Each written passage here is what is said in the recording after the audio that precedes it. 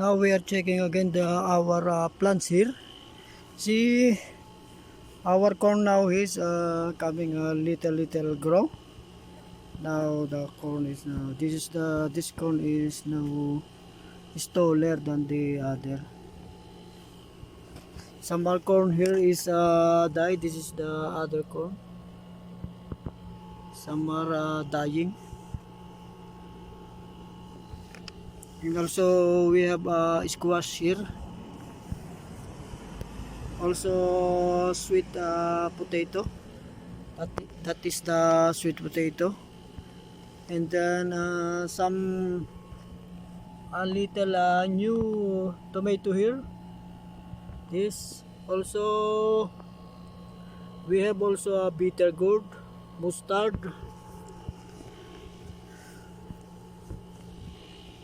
and and also one melon here. Now is we will harvest now here this melon. We will harvest this now, this melon again. Alhamdulillah. Again, we have another melon here to harvest.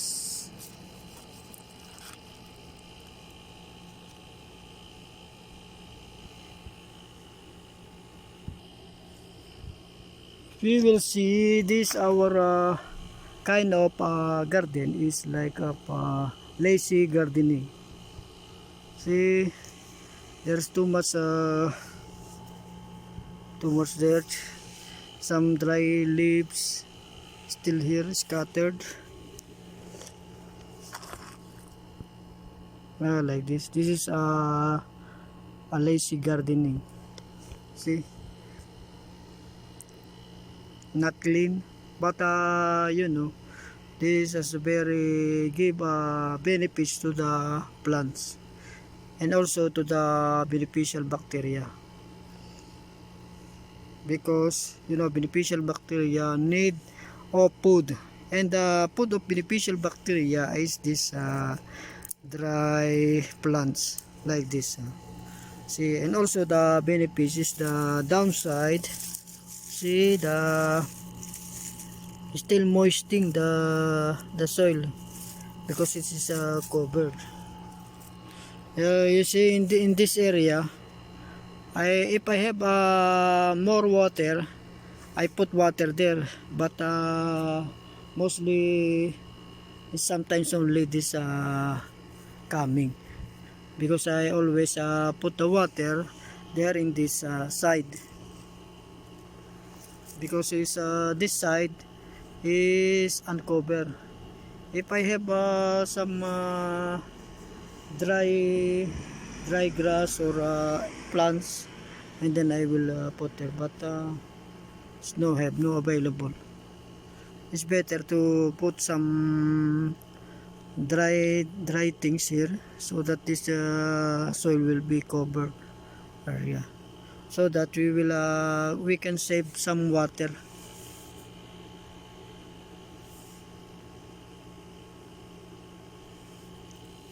See, our corn now is little growing.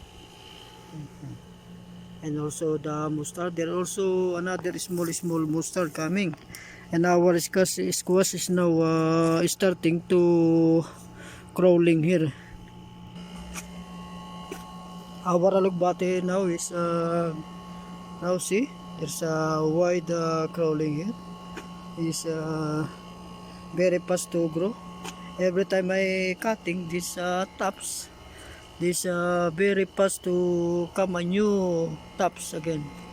A new sprout is coming. See, now is grow now.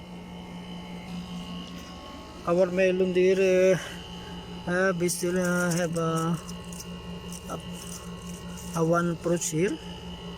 Even though our melon here is a tips coming, there the tips are taking without permission to make. He taking already, he took.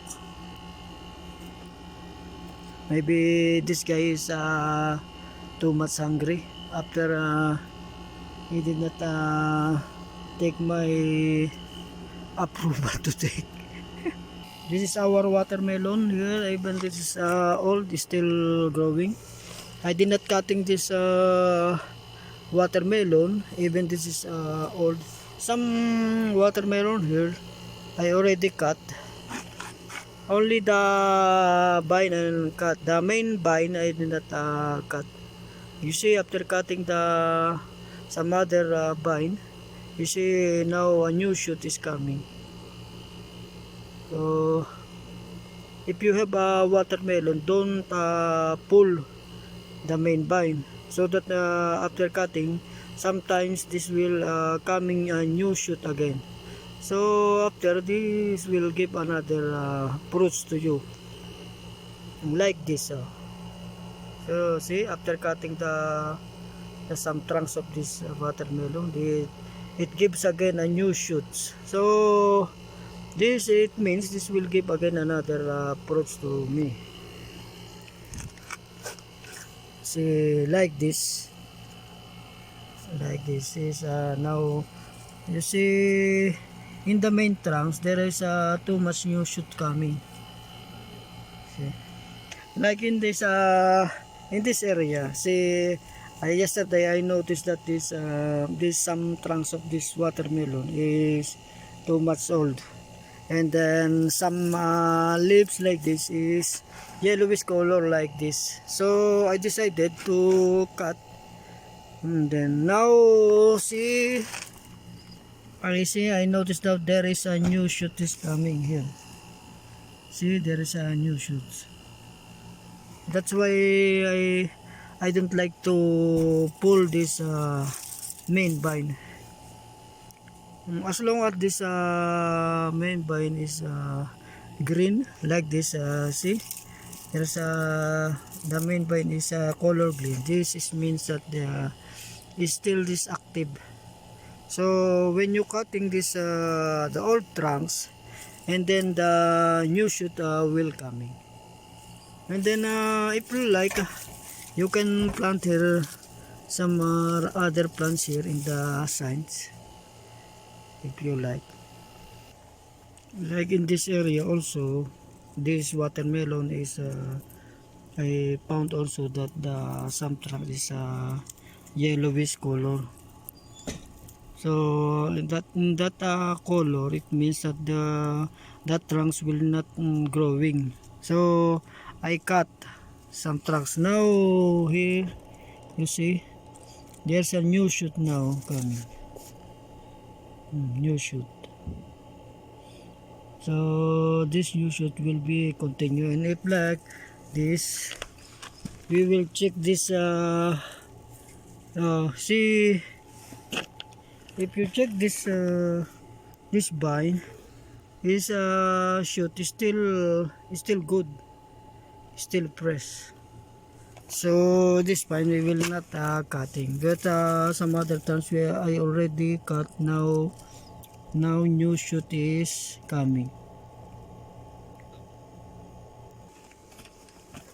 In this area, the melon here is the melon fruit here is continue expanding his body.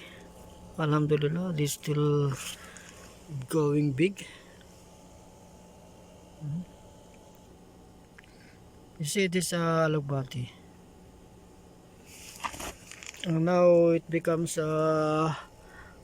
abundant, because I always cutting this shoot, and after that, after cutting, in the few days will coming 3 shoot. When you cutting one shoot of this alugbati, and then it will return to new 3 shoots like this. See this 3 shoots. And this my melon here still continuously becoming big. Its fruits, see, this melon is very old, but when I cutting some bud trunks, and then this coming, it gave one fruits here. And this is the my new watermelon here. This is the another generation of watermelon. My old melon here is too much old. See, it's too much old. I have one fruit here downside. See, there is another one fruit here downside. I cover it because so that is protect from the sunshine. So that I forgot to cover this side. See, this parts of this fruits become black already. This damage because of the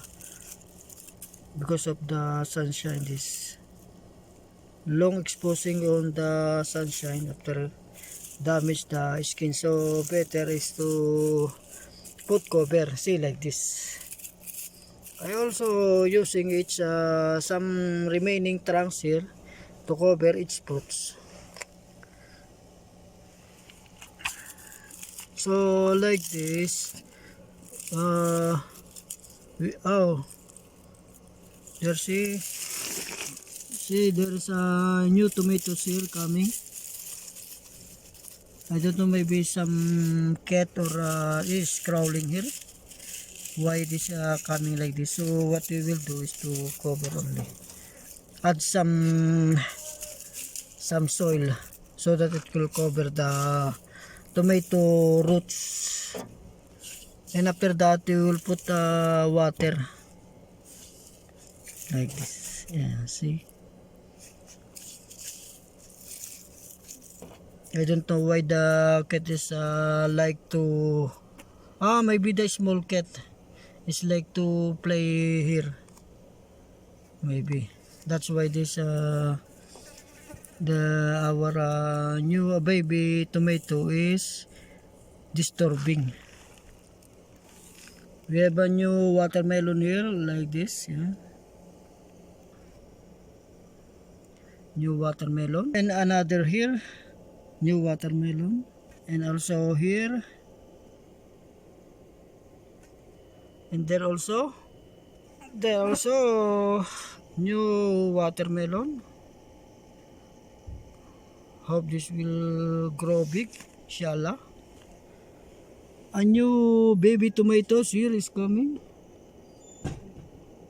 See, new tomatoes. Tikay.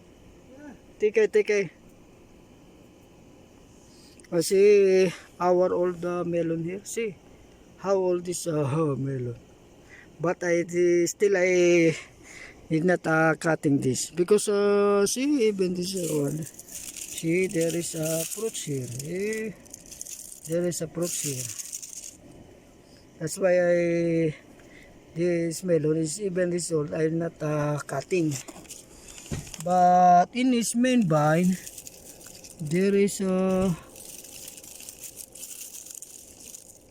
before I plant here some tomato seeds, still not coming.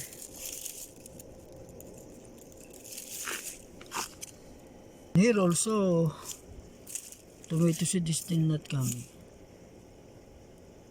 What happened? See, our melon here is too much sold. But here on the other side, still have fruits. Still have fruits. And this side, in its main vine, there is a baby tomato here. This the baby tomato and one new watermelon. And also here, another new baby tomato and another new watermelon. Here also. Here and another here, other here with the grass. This grass I'm not cutting because this grass also help this watermelon to protect from the sunshine. So see what happened in the soil when the soil is exposing to the sunlight. Without this cover of anything, this soil is very fast to dry. Like this, what happened in this. That's why our soil must be covered always. If we have something like this, we will to cover. Even the rocks also, if you have no available some dry leaves or grass, you can put also rocks. These rocks also can cover the soil so that it will not dry fast when you water. Also, you can save also water. Here also, I have a new watermelon here with the grass also. This grass also I did not remove. See, if you notice this also a little happy. Like this is cramping his lips, it means that the still is fighting with the heat coming from, because the sun is still the shine is here. That's why even though the downside is oh see, because of this soil is have cover, see downside is still moisture have. Like this, that is the advantage of the soil being covered by this. That's why if your soil is not is no cover, you must to put some anything dry leaves or rocks like this, so that it will be covered from the sunshine like this. That's why this grass is too much beneficial also to the soil, because the soil must be always be covered.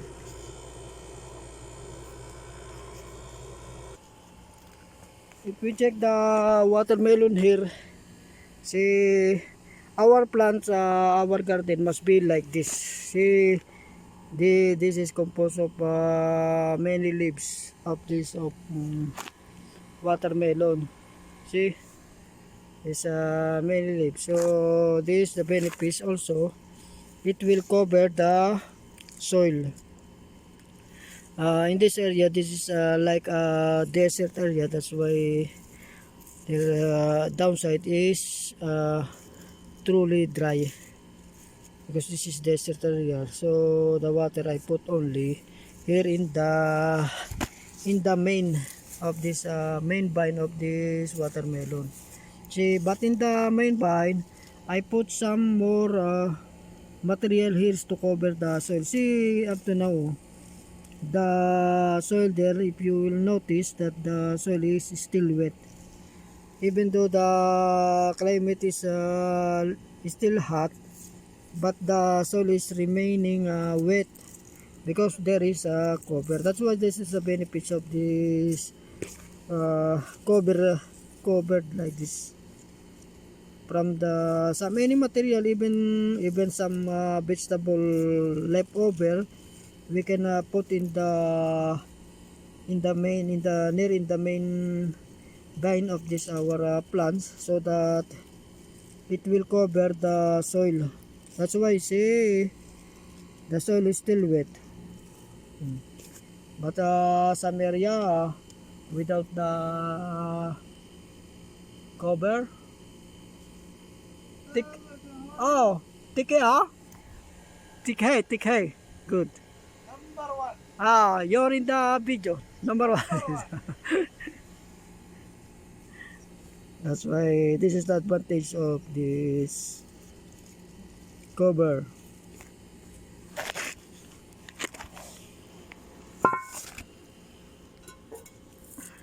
See, in this area we have this watermelon give one fruits here. See, it gives one fruit here.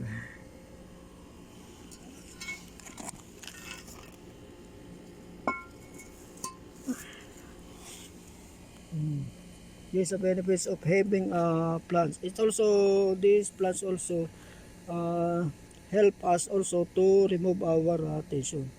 You know, here in working in other countries, sometimes giving attention to us because we are very far from our family. That's why this also kind of planting also help us to be enjoy our life and to make fresh our mind.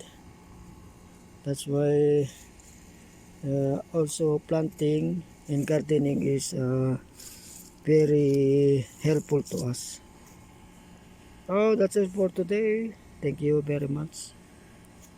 And don't forget to other new viewer to subscribe and follow our video. Thank you and see you again.